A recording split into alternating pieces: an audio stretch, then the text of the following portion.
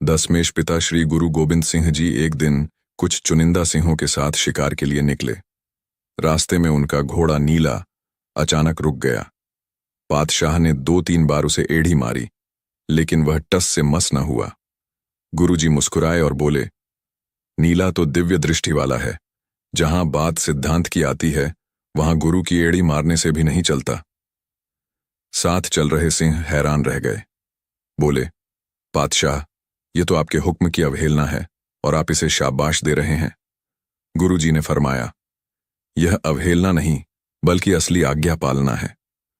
इस खेत में पहले तंबाकू बोया गया था। गुरु का हुक्म है कि तंबाकू जो बाज्जर कुरहित है, उसके पास भी मत जाओ, न उसका सेवन करो, न उसे छुओ। शायद इस खेत में कहीं कोई पौधा बचा हो, और अगर नीले का पैर भी उससे छू जाए तो यह पाप होगा। इसलिए यह घोड़ा इस खेत से गुजरना ही नहीं चाहता। गुरुजी ने और भी स्पष्ट किया, तंबाकू खाने से झप तप नष्ट हो जाता है।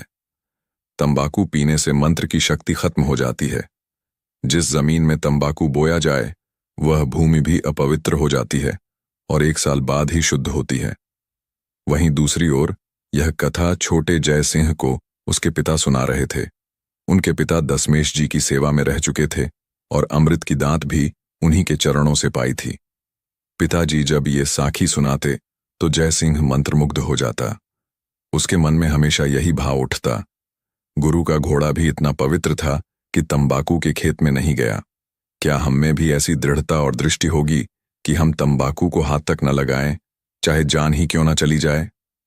गुरु का हुक्म था, हे मेरे सिखो, मेरी रहित सुनो, तंबाकू को अंग से मत छुओ। मरना स्वीकार है, पर इस झूठ को हाथ न लगाओ। सन 1753 की बात है।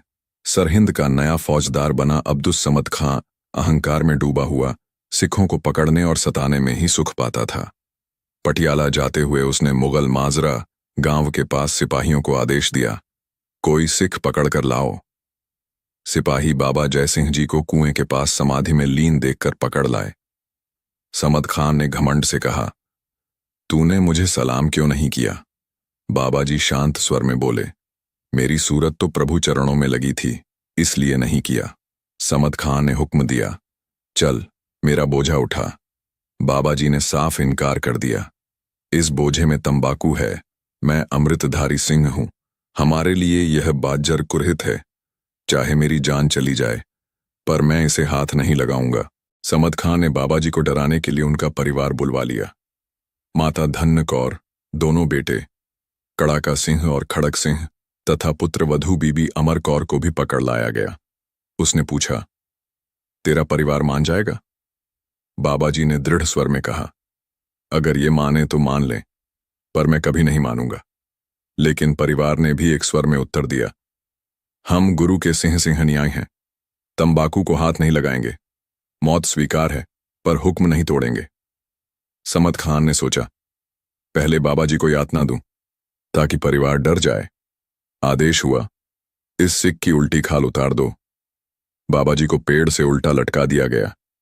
कसाई ने पैरों की उंगलियों से खाल उतारना शुरू किया और धीरे धीरे सिर की ओर बढ़ा। दृश्य इतना भयावह था कि कसाई तक कांप उठा, लेकिन बाबा जी की आंखें प्रभु में टिकी रहीं। परिवार जप्पूजी साहिब का पाठ करता रहा। आखिरकार रक्त से लथपथ शरीर त्याग कर बाबा जी सचखंड चले गए। समद खान ने परिवार से कहा, अब तो मान जाओ। बीबी अमर कौर डटकर बोली, रस्सियां हैं हमें उल्टा लटकाने के लिए, नहीं तो अपने घोड़ों की लगाम उतार लो। दोनों पुत्र गरजे, बोले, सो निहाल। माता धन्य कौर और बीबी अमर कौर ने ऊंचे स्वर में कहा, सत श्री अकाल। क्रोधित होकर सिपाहियों ने पूरे परिवार को निहत्था मार डाला। किसी को घोड़ों के नीचे कुचल दिया, किसी को तलवारों से काट डाला। गांव वालों ने 5 शहीदों का संस्कार किया। जब यह समाचार खालसा तक पहुंचा तो उन्होंने पूरा मुगल माजरा गांव उजाड़ दिया। आज वह गांव मौजूद नहीं है, सिर्फ पास का बारण गांव रह गया है, जो उस बलिदान की याद दिलाता है। धन धन वे सिंह और सिंहनियां जिन्होंने सत्य और रहित के लिए अपने प्राण न्यौछावर कर दिए, जिन्होंने उल्टी खाल उतरवाई, जिनके परिवार ने भी हुक्म की खातिर मौत को गले लगाया। उनकी याद करते हुए हर सिख के होठों पर एक ही शब्द आता है, वाहेगुरु। इसी तरह की कहानी सुनने के लिए चैनल को सब्सक्राइब करें और कमेंट बॉक्स में लिखे जय महाकाल।